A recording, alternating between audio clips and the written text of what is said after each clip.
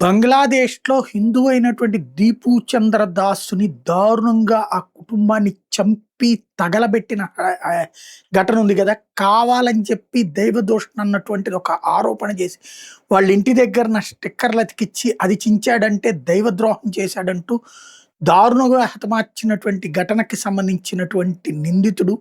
కానీ అరెస్ట్ గూడా చేయకుండా వదిలేసినటువంటిది.